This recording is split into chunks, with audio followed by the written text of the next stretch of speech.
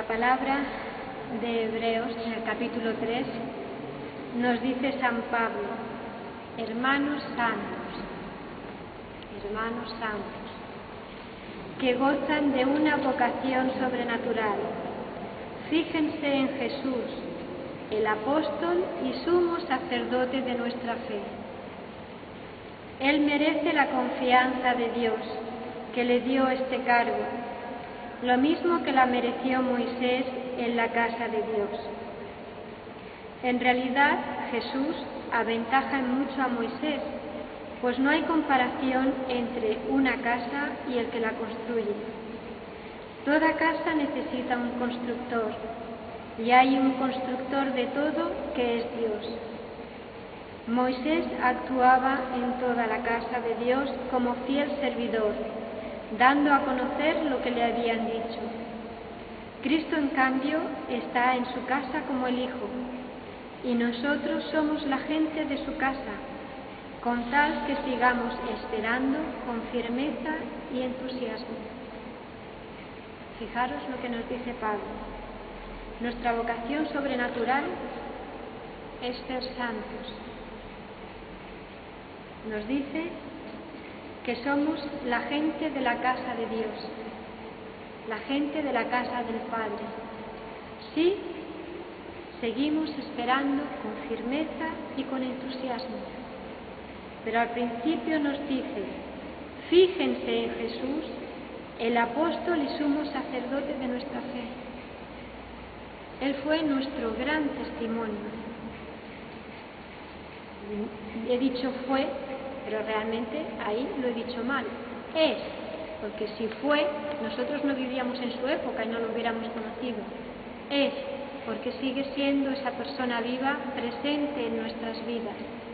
Él es nuestro testimonio, es nuestro apóstol, el apóstol y sumo sacerdote de nuestra fe. En Él creemos y en Él confiamos. Esto nos lo dice Pablo en Hebreos 3, y nos habla de Moisés, cómo sirvió en la casa de Dios, cómo sirvió al pueblo de Dios, porque Dios se lo mandó. Él fue transmitiendo al pueblo todo aquello que Yahvé ponía en su corazón, todo aquello que Yahvé le hablaba directamente. Y él fue fiel a Yahvé, porque él creyó todo aquello que se le fue dicho. Él fue siervo en la casa de Dios. Y nosotros tenemos a Jesús, que Jesús, nos dice aquí, es el Hijo de Dios. Y que hay mucha diferencia entre Moisés y Jesucristo. Jesucristo está en la casa de Dios como el Hijo de Dios que es. Moisés era un servidor, y nosotros estamos llamados a ser también servidores de Dios. Pero ya no tenemos que fijarnos en Moisés, sino en alguien mucho más grande, que es Jesús, el Hijo de Dios. Y Dios es quien construye la casa. Construye nuestra casa personal, que es nuestro templo interior de cada uno. Construye nuestra vida, construye el mundo en el que vivimos, construye la morada en el cielo a la que estamos llamados.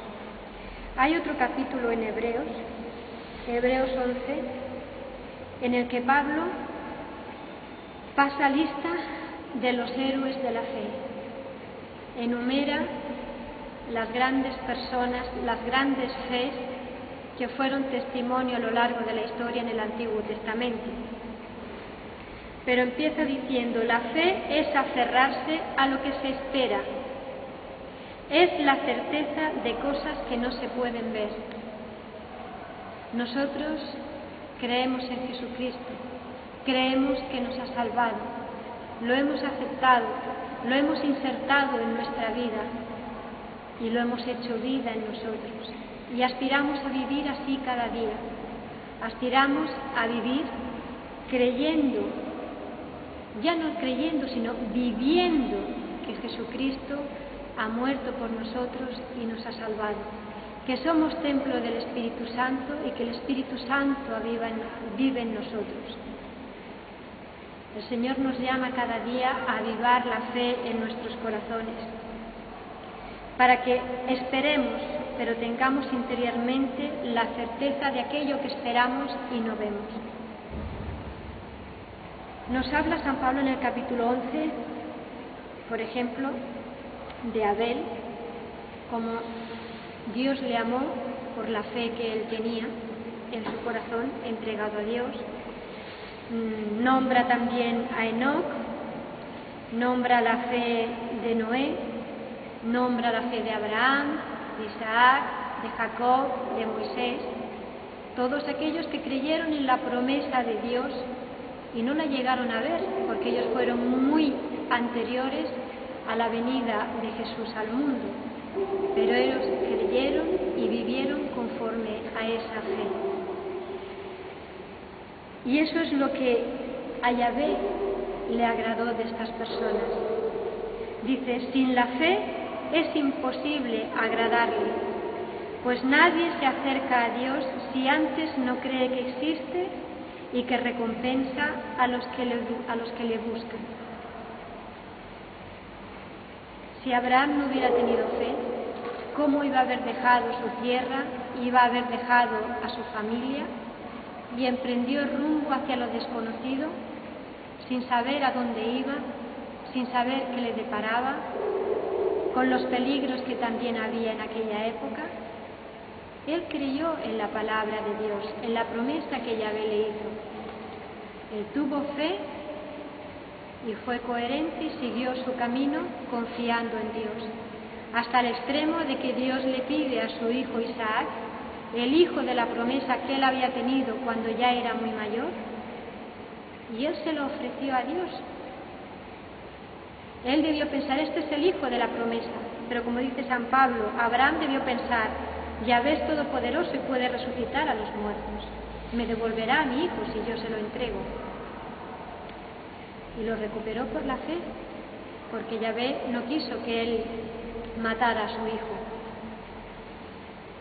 Dice, por la fe, Abraham, llamado por Dios, obedeció la orden de salir para un país que recibiría en herencia, y partió sin saber a dónde iba. La fe hizo que se quedara en la tierra prometida, que todavía no era suya. Allí vivió en tiendas de campaña, lo mismo que Isaac y Jacob, a los que beneficiaba la misma promesa, pues esperaban la ciudad de sólidos cimientos, cuyo arquitecto y constructor es Dios. ¿Ves? Nos vuelve a hablar de la casa que construye Dios, la casa a la que todos aspiramos a llegar y que Dios construye a cada uno. Dios recompensa a cada uno según la fe con que ha vivido su vida y según la entrega que ha tenido conforme a su fe. Nos sigue hablando de todos estos personajes y dice, todos murieron como creyentes, no habían conseguido lo prometido, pero lo habían visto y reconocido desde lejos, confesándose extraños y peregrinos en la tierra. Precisamente eran peregrinos y extraños en la tierra porque ellos no pertenecían ya al mundo, sino ya eran el pueblo escogido por Dios y aspiraban a una ciudad y a una vida que no era la vida terrena. Los que así hablan hacen ver claramente que van en busca de una patria, pues si hubieran añorado la tierra de la que habían salido, tenían la oportunidad de volver a ella, pero no. Aspiraban a una patria mejor, es decir, a la del cielo. Por eso Dios no se avergüenza de ellos, ni de llamarse su Dios, pues Él les preparó la ciudad. ¿Cuántas personas, después de la venida de Jesús, cuántos santos, conocidos o anónimos, han puesto su vida en esa promesa interior que Dios le ha hecho, en la promesa que Jesús nos dejó el Evangelio? Jesús nos dijo que Dios ama a aquellos que buscan hacer la voluntad del Padre. Y ha habido personas que no han tenido miedo, no han tenido reparos en su vida por hacer y por buscar la voluntad del Padre. Nada ha tenido más valor que vivir su fe. Nada ni nadie ha podido apartarlos de su camino y han ido construyendo esa casa sabiendo que estaban en las manos del Padre. Nos sigue diciendo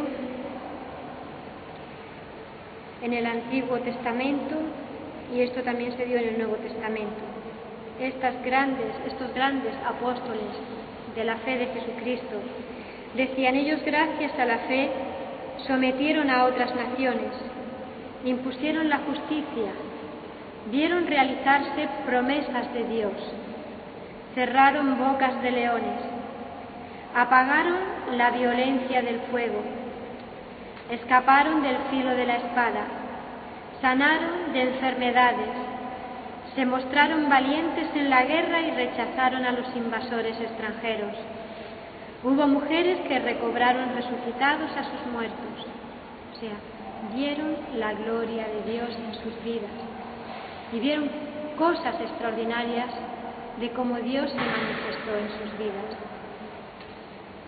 Y eso puede decir uno: hombre, si Dios se manifiesta con estos hechos sobrenaturales, es fácil vivir la fe, ¿no? Es fácil que uno tenga ese ímpetu, ese ánimo por seguir adelante. Pero también ha habido santos que han vivido su fe hasta el extremo.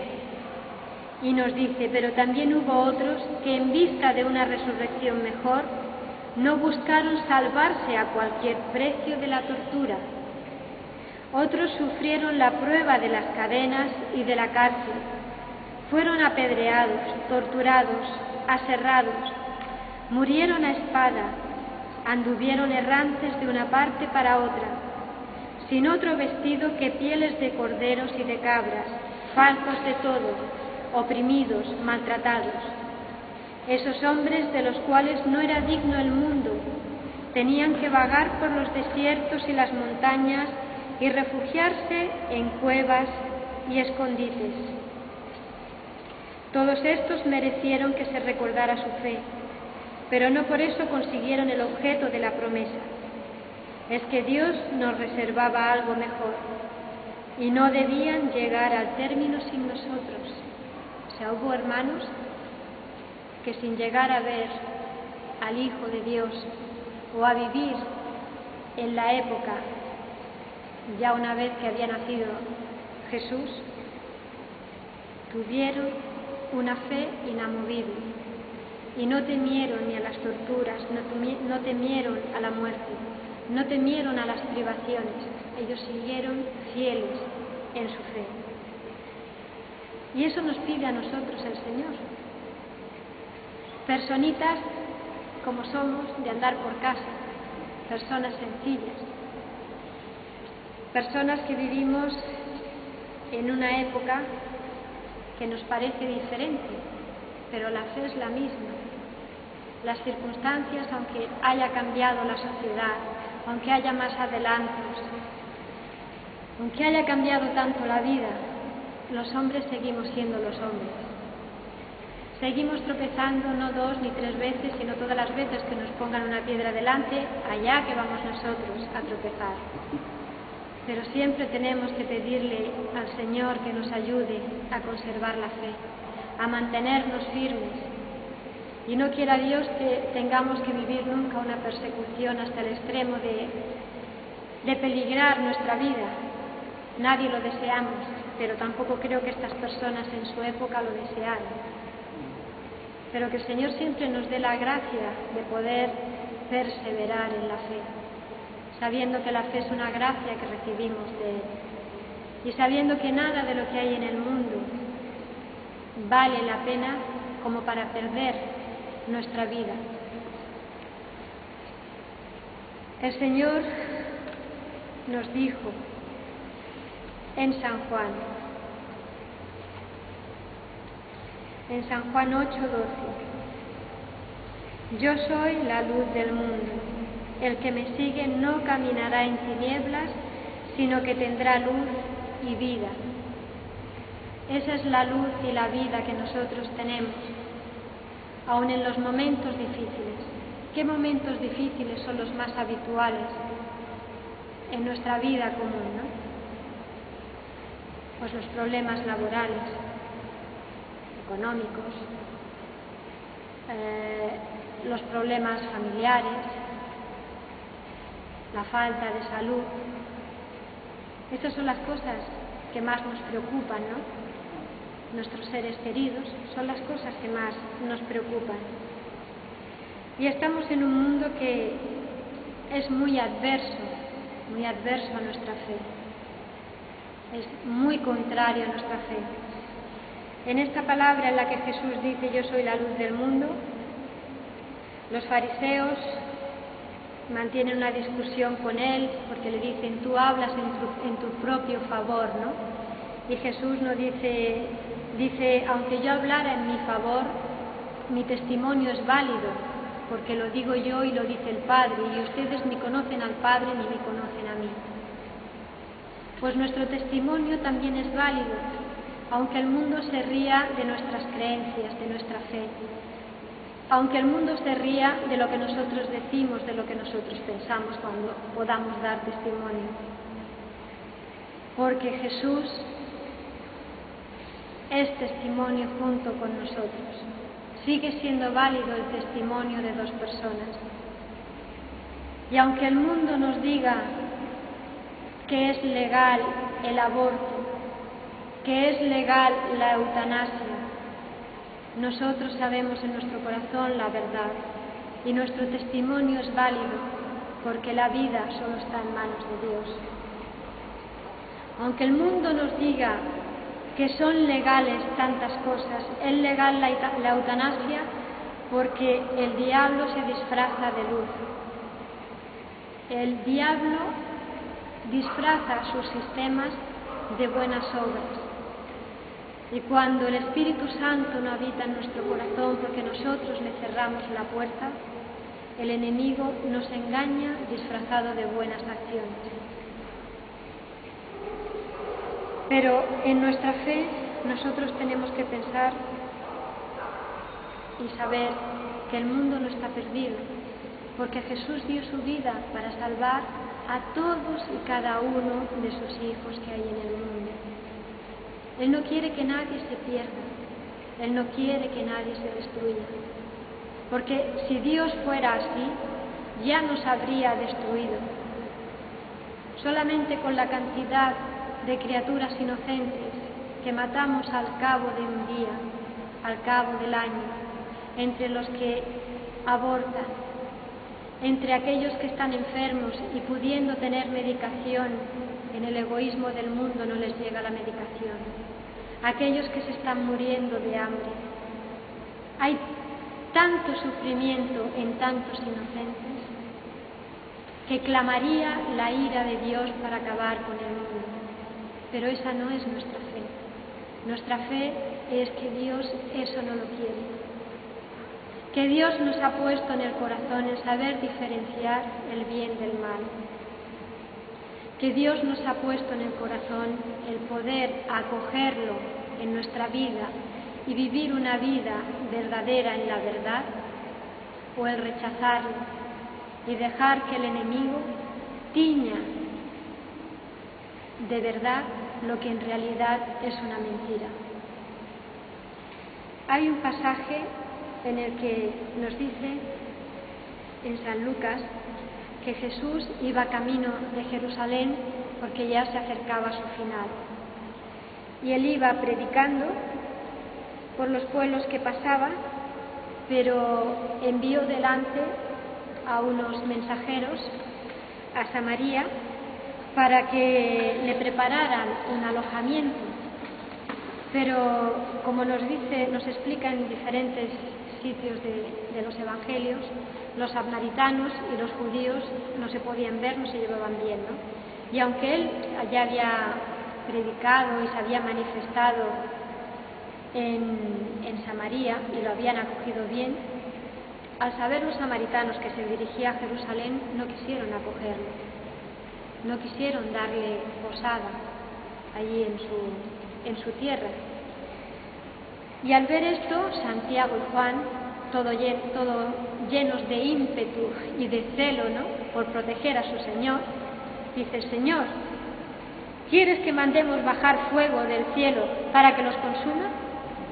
Y nos dice la palabra: Jesús se volvió y les reprendió, porque Jesús había venido a salvarnos a todos.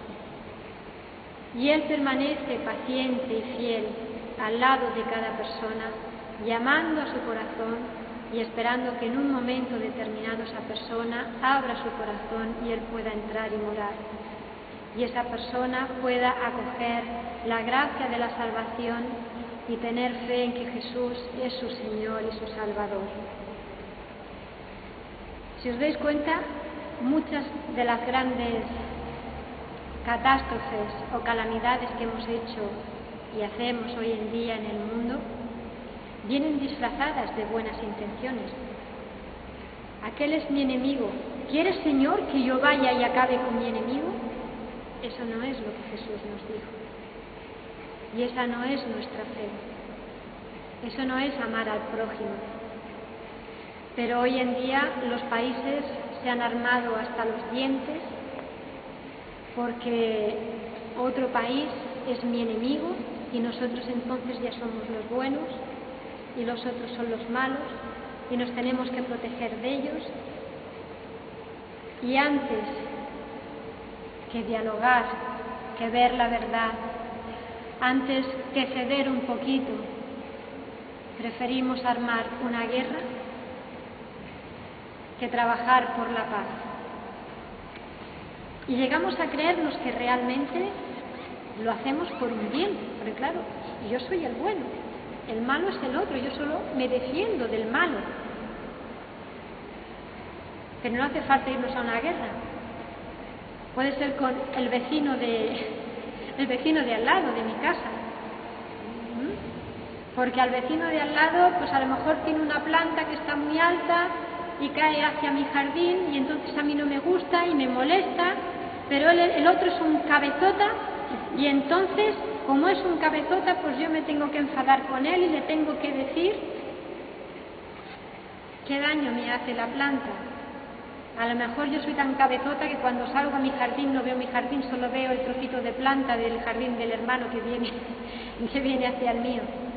A ver, es una tontería, pero vengo a decir que a veces hay relaciones con el vecino, con mi hermano, con mi primo, con mi padre, que por una tontería que no vale la pena, podemos llevar años sin hablarnos o incluso no hablarnos nunca más. Una vez estaba aquí el padre Carlos, creo que era, que nos explicaba que dos hermanas habían estado no sé cuántos años sin hablarse porque las dos se pelearon porque querían el dedal de su madre. Y llegó a morir una de ellas y no se hablaron. Dios mío, qué pena desperdiciar tantos días y tantas horas con esos resentimientos. La fe es esperanza, la fe es amor, la fe ensancha el corazón, no hace que el corazón se convierta en una piedra.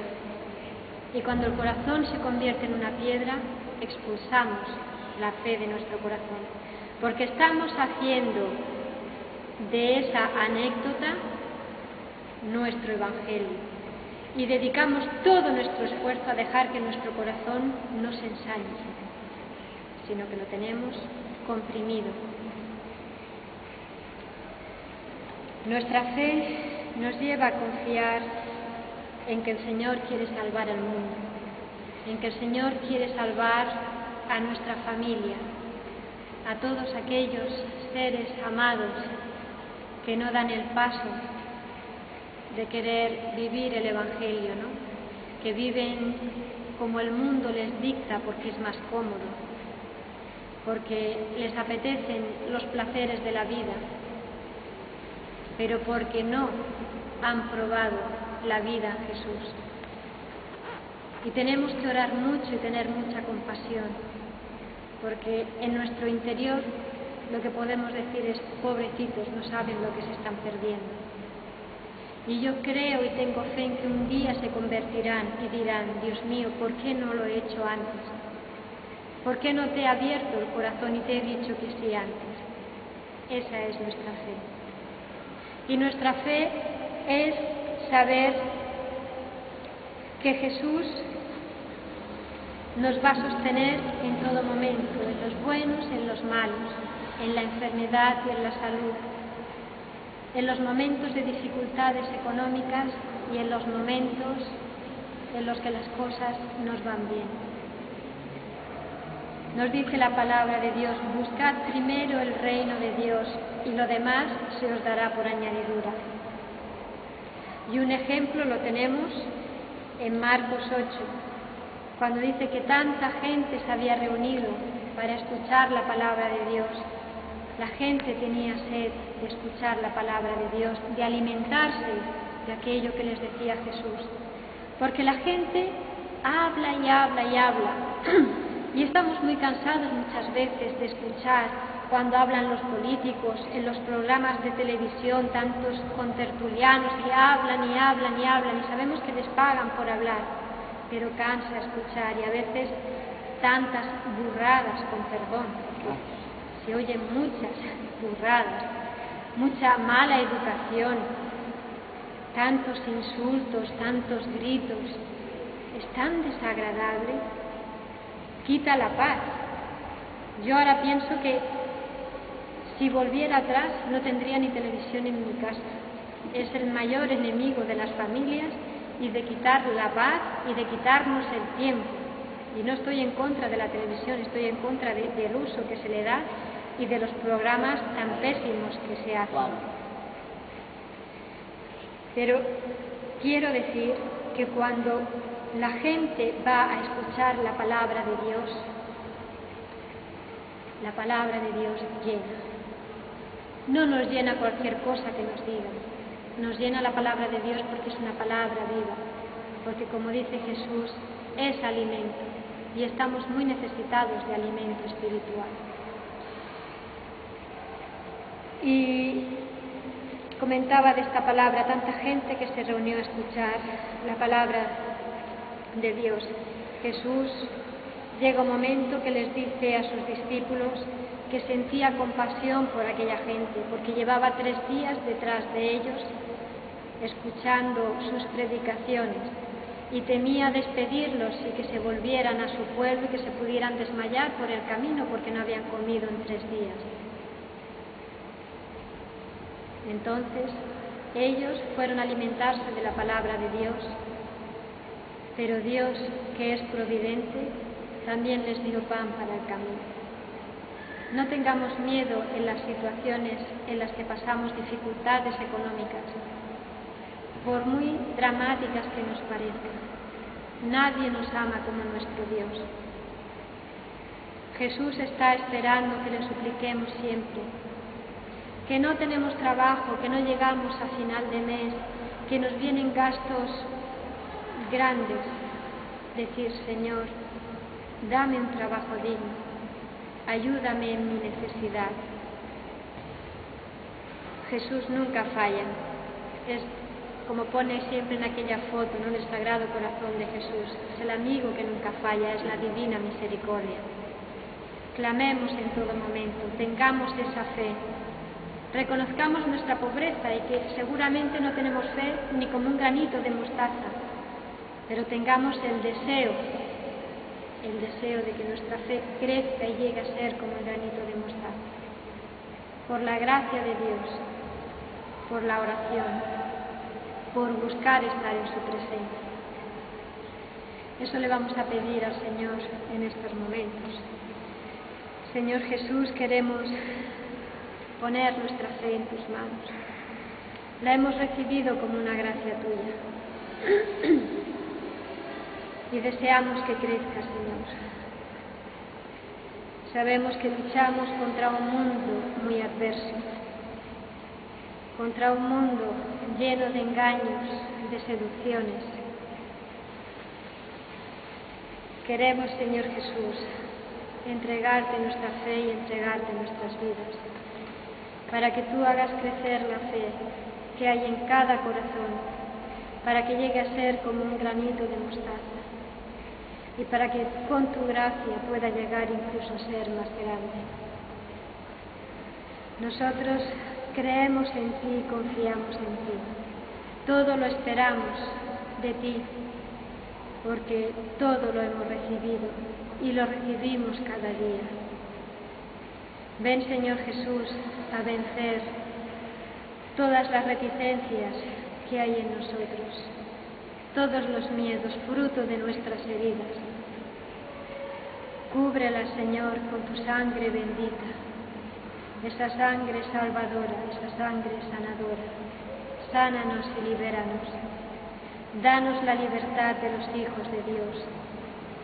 Invístenos de tu autoridad ante el mundo, para poder ser testimonios de tu fe, como tú deseas, Señor.